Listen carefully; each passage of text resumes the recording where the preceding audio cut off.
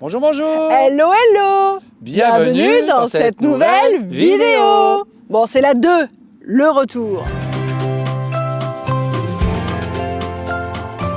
Nous sommes Corinne, Et Robert. nous aspirons à la vie nomade et nous avons décidé d'aménager une semi-remorque frigorifique, notre nid d'amour, notre camion home. Nous allons vous partager toutes les étapes de l'aménagement du camion, nos défis techniques et nous vous invitons à échanger avec nous.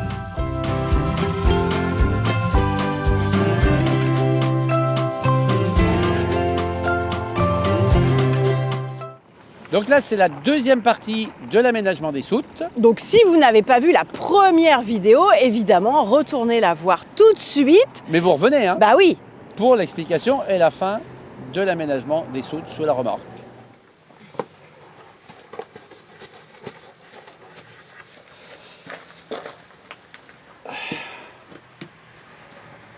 Attends, je vais bouger jusqu'à là-bas. Allez, c'est parti, on fait plus toucher. Triste, tu récupères. Allez, on lève bien haut. On lève bien haut, on lève bien haut. Tu peux lever, Trice? Je lève là, je ne peux pas plus lever. Alors on s'emboîte un peu, ça a l'air d'être bon. On y va précautionneusement. Bah là, on est obligé de lâcher à un moment donné. Ouais, on pousse bien, on pousse bien, on pousse bien. Allez, lâchez tout, je tiens, Ouais, là, je tiens, vas-y. je tiens.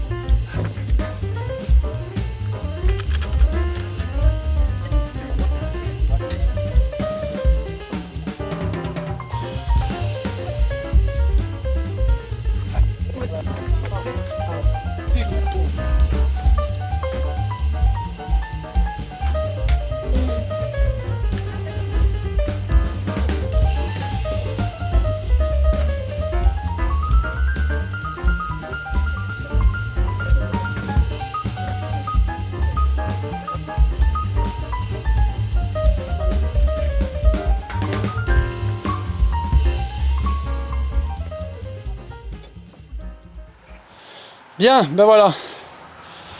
Les plaques sont mises en place.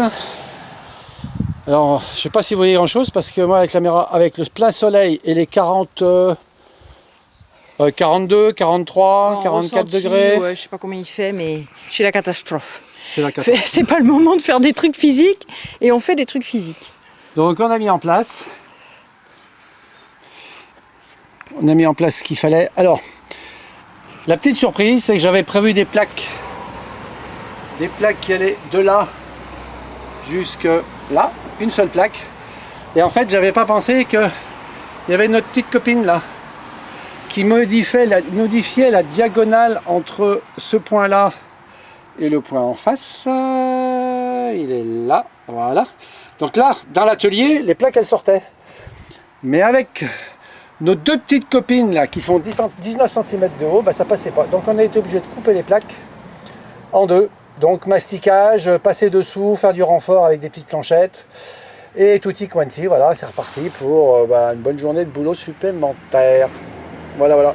Donc on a mis les parpaings, pourquoi? Parce que sur toutes les barres qui portent les plaques qui sont dessous, j'ai mis du 552, donc de la colle, pour éviter que les plaques fassent blam blam blam blam quand on roule, qu'elles soient collées. Et dans les angles, ça sert aussi un peu d'étanchéité. Mais je vais y revenir Après, dans tous les angles, type ici par exemple, je trouve ma main, voilà, là, vous voyez, il y a du jeu volontairement pour que ça soit, que je puisse mettre du 522, du mastic à joint. Voilà, la soute est presque finie dans le sens où il nous manque ici. Alors là, on a la plaque. Elle est là, la plaque. Hein. Oh, il n'y a pas de problème. Hein. Elle est en place. Il y a toutes les petites encoches et tout ça. Mais on a deux gros bitonniaux. Vous les voyez là, tout noir. Voilà. Ça fait plus de 70 kg. Peut-être même 120 kg. Ça supporte la remorque. Donc on ne peut pas les enlever pour mettre la plaque et faire un trou. On l'a quand même fait quand on a mis Ouais, la parce structure. Que ça là, on a été obligé de le faire passer par-dessus la barre qu'il y a ici, puisque cette barre là au départ elle était elle est où, maman ? Elle était par là, et en avançant la structure pour la mettre en place, il a fallu basculer par dessus. Ça a été une opération assez fabuleuse. Ouais, c'est lourd. Voilà, donc là bah, il y a encore un petit peu de boulot pour mettre ça aussi en place, mais tranquillou, ça va se faire. C'est parti. Tu crois que si je mets mes bras là comme ça, je vais avoir Bah, tu vas voir si ça force. Normalement ça devrait pas beaucoup forcer, parce que Non, mais si ça, est-ce que ça va me piquer? Non, normalement non. te piquer, non, j'ai tout lavé.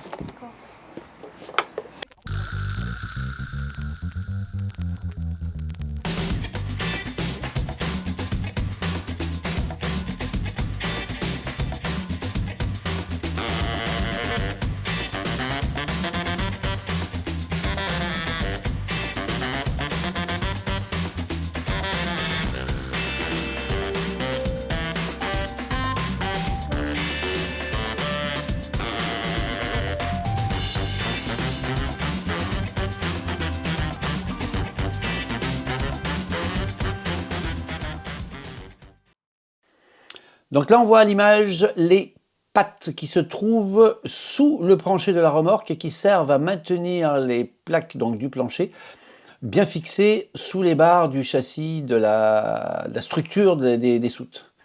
Donc il y a un boulon avec un écronil stop et juste derrière, pour pas que la patte tourne, je rajoute une petite vis qui évite la patte de tourner avec les vibrations de la route. Donc là, j'ai des fentes ici, une traite-ci. Donc je vais y mettre du 522, du 6K 522, donc du joint à l'intérieur de la fente. Je vais mettre sur les côtés, pareil, du 522. Donc en fait, je vais le mettre sur la plaque qu'il y a ici. Je viens visser et les petits morceaux qui manquent, je finis par mettre un gros paquet de 522 aussi pour boucher les trous. En sachant qu'après, il y aura tout un Blackson en anti-gravillon qui sera passé sur toutes les surfaces et toutes les barres. Voilà, donc je vais vous faire ça en direct.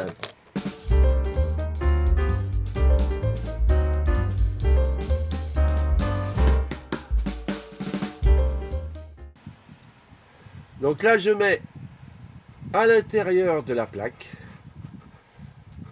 la fente, pardon, pas à l'intérieur de la plaque, à l'intérieur de la fente, je bourre à l'intérieur.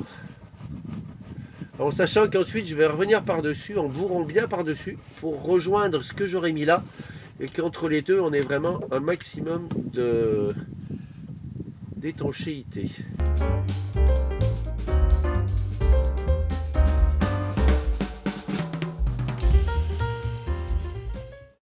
La petite barre qui va bien. Alors je la place à cheval sur la fente.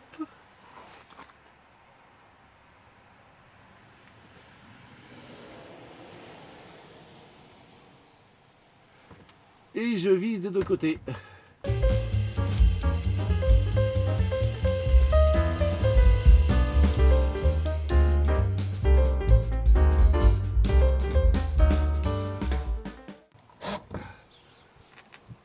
Voilà, on a bien la colle, enfin le mastic qui bave un petit peu sur les côtés. Ça veut dire que la colle est bien en pression sur les plaques entre les deux, donc c'est bien étanche. Et là, je vais finir avec les embouts tout au bout là. Je viens remettre un gros plâtras pour être sûr que ça ne fuit pas. Parce qu'il faut savoir que là, c'est sous pression en fait, hein, avec la route. quand on va rouler, il y a de la pression d'eau. Donc c'est pas simplement l'eau qui coulera du toit ou la pluie, mais l'eau qui est projetée par les roues du camion. Voilà la méthode, donc il y en a 4, il y en a 8 à faire. Et puis après il y a la mini soute. Ah, là, je ne sais pas si vous allez me voir. Il y a quelqu'un? Coucou. Ça va pas être facile à voir, hein. Mais ce qui est important, c'est ce que je fais. Donc, ma tête, on s'en fout, hein. Là, je vais vous filmer en fait l'étanchéité à l'intérieur de la soute. Il y a une étanchéité extérieure et je fais une étanchéité intérieure entre le cadre et le plancher de la soute. Donc, je vais mettre en fait un joint. Je vais mettre un joint ici. Et pour faire propre, eh bien, c'est classique, hein, je n'ai pas inventé l'eau chaude. Je mets un petit scotch tout du long.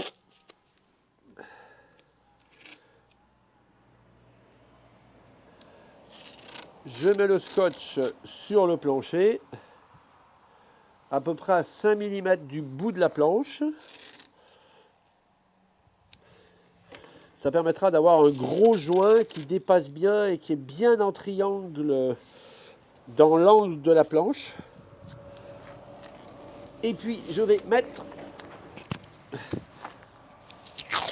un autre morceau. Si le scotch il veut pas s'il veut bien se déchirer comme il faut, pas se décoller comme il faut.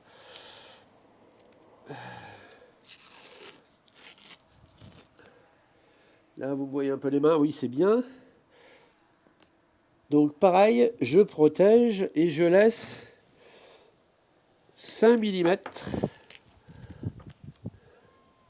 Et je vais comme ça jusqu'au bout.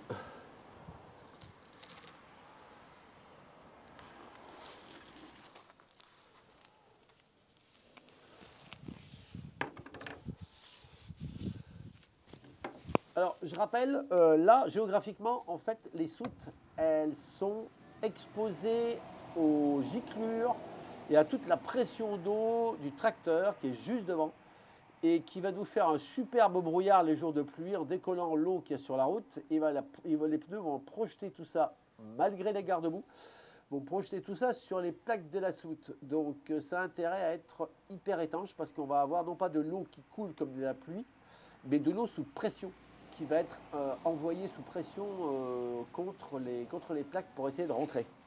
Donc c'est un petit peu la guerre. Alors le produit... Vous êtes où? Coucou. Voilà. Le produit, pour ceux qui n'auraient pas suivi, c'est le 522 de chez Sikaflex. Et à ne pas confondre avec le 552 qui lui est une colle.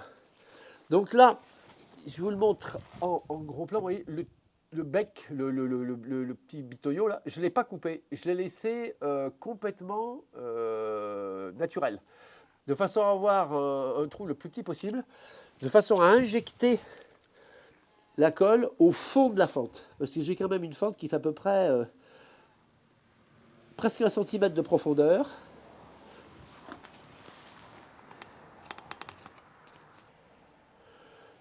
Alors bien bourré au fond.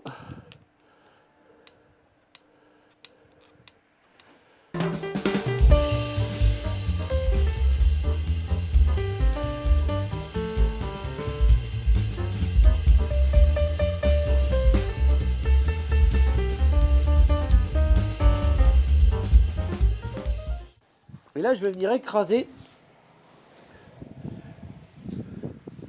pour faire tout lisse.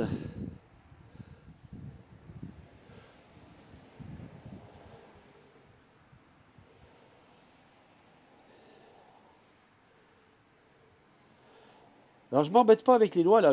Ça colle, ça dégouline, mais ça tasse au fond. C'est ce qui est important. Oui, j'en ai le plein doigt, c'est pas grave. Je fais bien lisse en poussant bien vers le fond.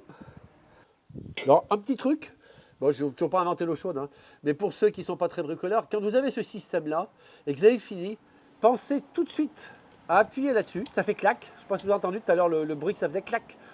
ça enlève la pression et ça évite que là on ait voilà, ça évite que là on ait un joli petit vermicelle là, qui fait chier tout le monde et qui va se coller partout.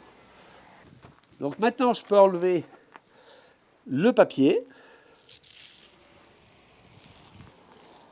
en faisant attention de ne pas en mettre partout parce que sur ce papier, ce scotch là, il est carrément dégueulasse. Ça c'est issu du côté, ça va être celui du plancher.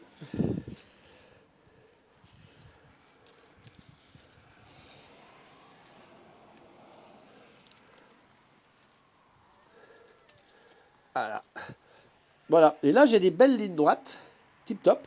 Sauf que là, j'ai un petit souci, j'avais fait trop épais. Donc, j'ai une petite marge d'escalier. Donc, je vais venir, avec mes doigts bien propres et bien mouillés, je vais venir lisser, parce que ça ne collera pas si j'ai le doigt mouillé. Je vais pouvoir lisser la petite bosse. Et là, il faut avoir les doigts bien propres. Et puis, comment dire, un petit peu de bave de crapaud. Voilà, le doigt bien mouillé.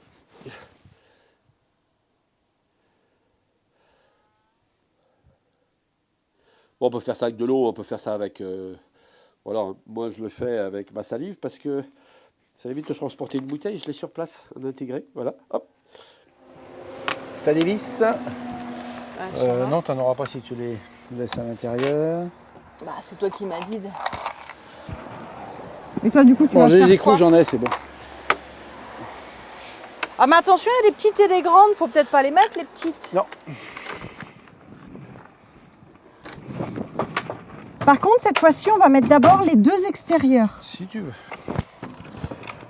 Attends, elle n'a pas claqué là. Fais-la claquer. Attends. Elle a claqué en bas? Ouais. Non, elle n'a pas claqué en bas. Voilà.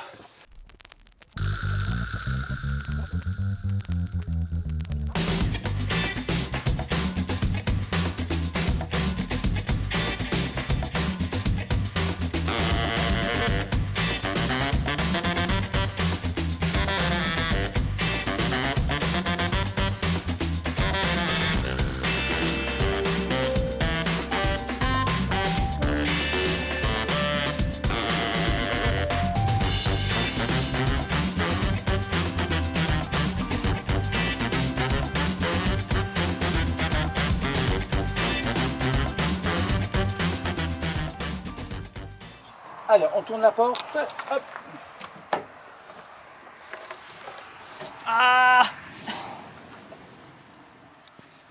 Attends, parce que j'ai le truc qui est resté. Il faut pas qu'il reste à l'intérieur. Tu mets en bas.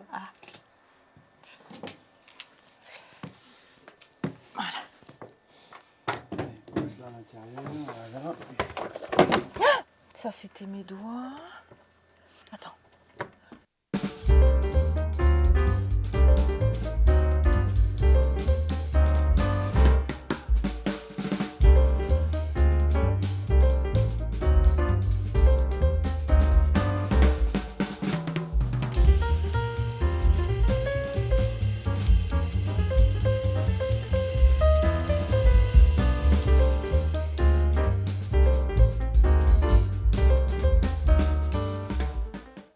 Alors ici, autre étape, on a un joint de plaque.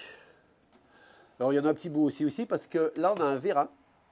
Et ben, il a fallu découper les plaques autour du vérin parce qu'il était hors de question de démonter le vérin puisque c'est lui qui tient la remorque. Enfin il y en a deux, un de chaque côté, l'emplacement des béquilles normalement et là c'est des vérins hydrauliques. Donc c'est... Là il y a des jointures de plaques et vous savez que si vous avez regardé la vidéo précédente, il y a 2 vidéos je crois, enfin peu importe, j'ai horreur des joints de plaques, il faut que ça disparaisse. Là par contre je ne vais pas pousser jusqu'à faire une résine et compagnie parce que de toute façon je n'obtiendrai pas le blanc et comme je ne vais pas repeindre il n'y aura pas le blanc. Donc ce qu'on va faire c'est que l'on va mettre, il est ici, on va mettre un thé planté là-dedans. Voilà le thé en plastique hein. Donc l'idée c'est si il n'y a pas déjà la fente suffisante, je vais faire une petite rainure avec une petite circulaire glisser ça. Et en même temps, et bien entendu, que je vais mettre du 522 pour étanchéifier encore une fois de plus, malgré le fait que ça soit déjà étanchéifié par dehors. Et on va le mettre, l'enfoncer bien à plat, ce qui fait que ça fera quelque chose d'assez sympa. Et on ne verra pas ces histoires de raccord de plaques. Voilà, voilà.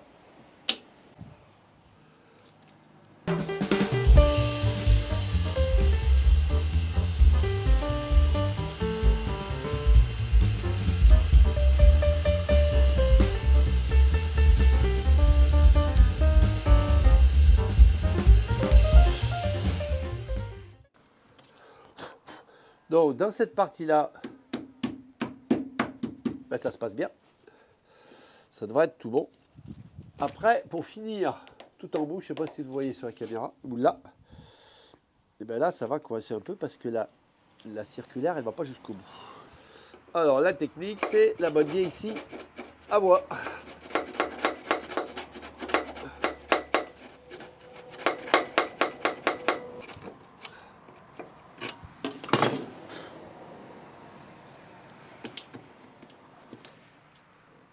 Là, ça va y aller. Alors, pourquoi ça va y aller? Parce que, en fait, cette lamelle, je la coupe en deux. Voilà, je fais le test avec la lamelle entière. Et ensuite, je la coupe en deux. Bon, là, j'ai coupé ma petite barre à la bonne longueur. Je l'essaye. Alors, j'ai fait une entaille ici, là, peu courte. Vous voyez, j'ai réduit la barre du thé, hein, le pied du thé. Là, pareil, j'ai fait une petite encoche parce que la fente qu'il y a en bout de chaque côté, elle n'est pas nickel. Je mets ça en place. Ça rentre, donc pas de souci. Je vais pouvoir mettre un coup de mastic. Bon, là, c'est pas la peine d'en mettre beaucoup. On va juste faire quelque chose de propre.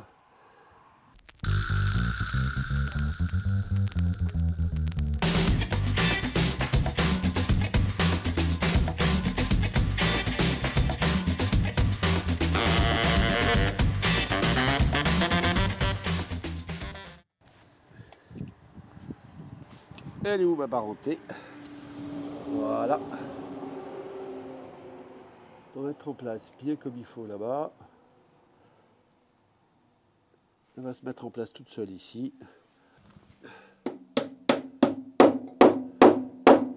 Voilà, ça c'est bien enfoncé. Tout le reste, ça s'est mis tout seul.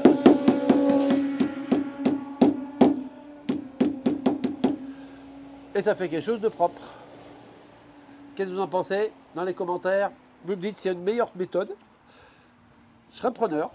Bon, d'ici que vous avez vu la vidéo, ça se trouve j'aurai fini, mais là il y a encore un petit bout. Puis après, il faut que je mastique tout le tour ici pour qu'il y ait un peu de souplesse du vérin par rapport au plancher.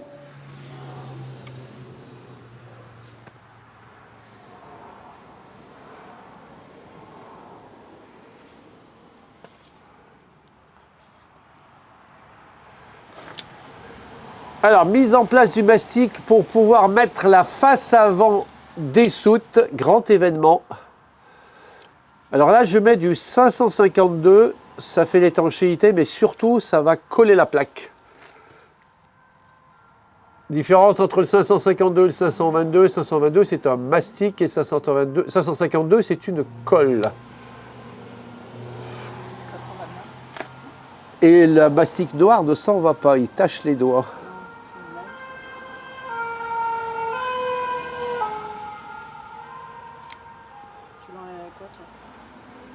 Je l'enlève avec du white spirit ou de l'acétone carrément.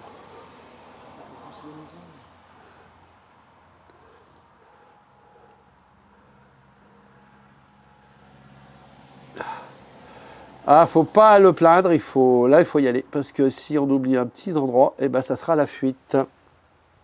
Allez, là on est bien, on est tout bien. Alors grand événement, en grand angle, on va mettre la planche.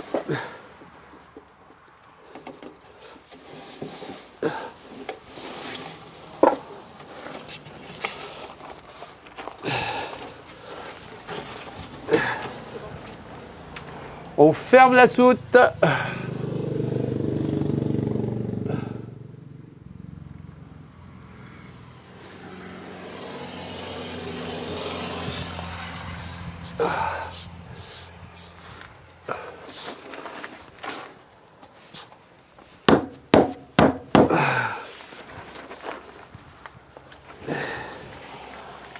un ou deux serre-joints et après on visse, on boulonne.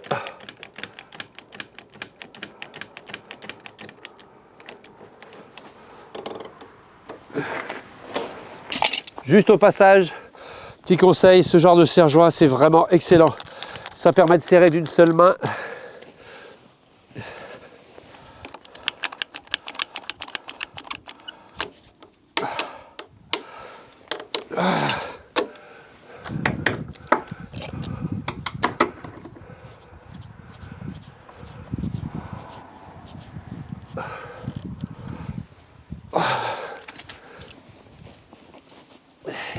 Aïe, ma tête.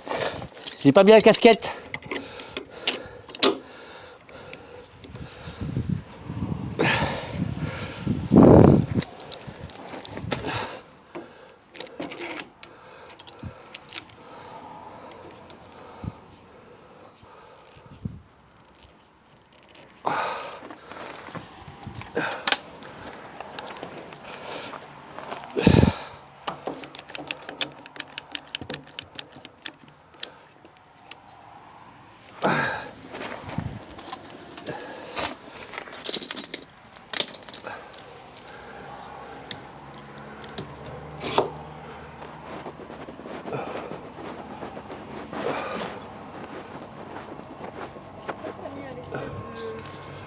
C'est l'après que j'ai mis, ouais. Non, c'est pas le goudron, ça c'est l'après qui va permettre de faire tenir le goudron parce que comme on est sur du contreplaqué bakélite,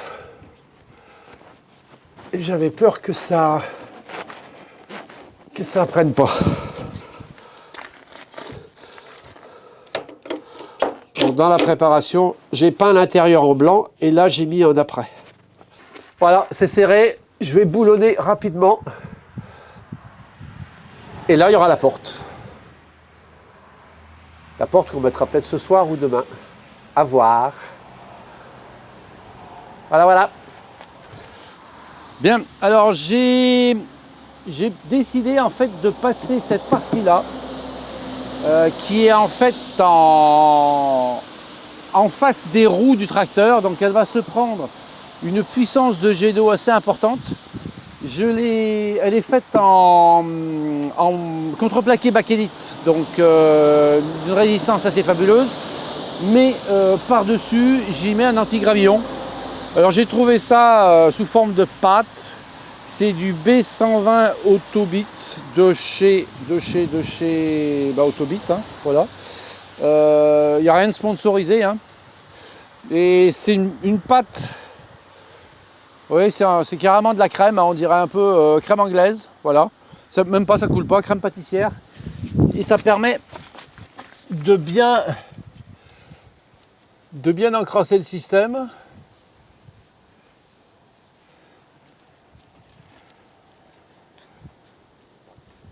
Alors l'anti-gravillon, son but en fait, comme son nom l'indique, hein, c'est que lorsque les gravillons vont venir percuter la paroi, les petits gravillons, comme c'est un peu du goudron, un peu du caoutchouc, ça amortit les chocs, alors que la peinture, si elle était simplement comme ça, eh bien, ça la poncerait et elle disparaîtrait rapidement. Et je vais faire la même chose sur tout ce qui est métallique dessous, parce que c'est pareil, les gravillons qui rebondissent sur la route et qui vont toucher les barres dessous, c'est pareil, ça va enlever la peinture. Donc toute la structure métallique, elle est peinte anti-rouille et peinture normale, hein. Mais j'y rajoute, pour cacher le total, de l'anti-gravillon.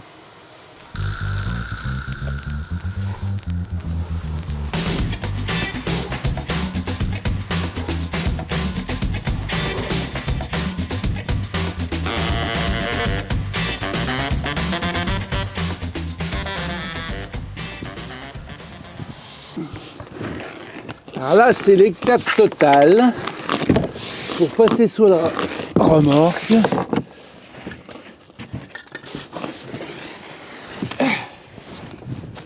Bon, ça fait à peu près 8 jours que j'y suis dessous, donc c'est plus à ça près.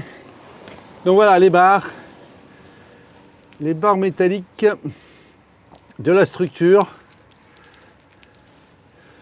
je les cache au goudron.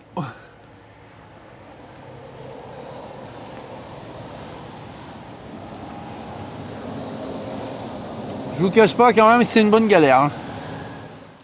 Bon, donc après toutes ces explications et tout ce travail, une visite s'impose. Donc, première soute. Alors évidemment, après, ce sera un peu plus pratique parce qu'il y aura les vérins. Pour l'instant, on le fait à la one again.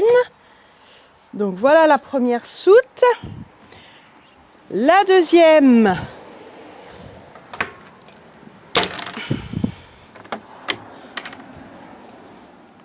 Donc qui va être plus basse.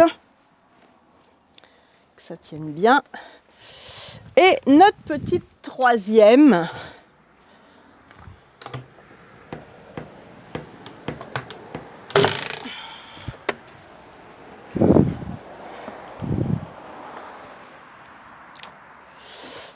Voilà. Et puis on a donc celle devant où ce sera tout le technique qui a été fait au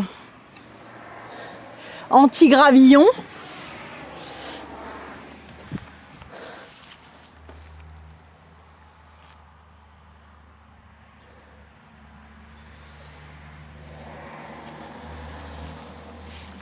Avec un beau volume.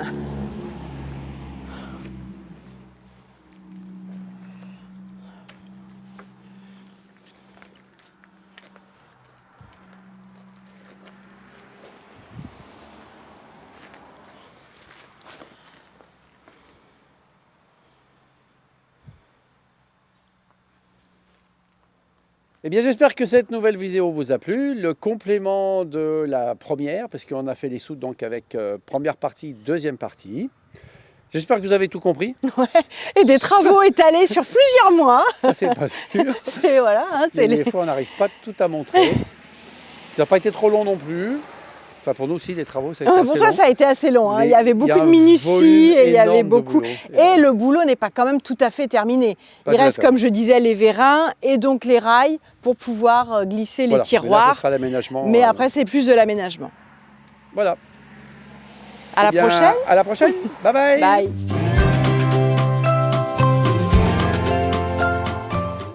J'espère que vous avez bien apprécié cette vidéo. N'oubliez pas de vous abonner si la vidéo vous a plu, d'actionner la petite cloche si vous voulez être prévenu chaque fois qu'on sort une vidéo. En principe, on en sort une par semaine. Et n'hésitez pas aussi à mettre des commentaires puisque c'est le but de la chaîne.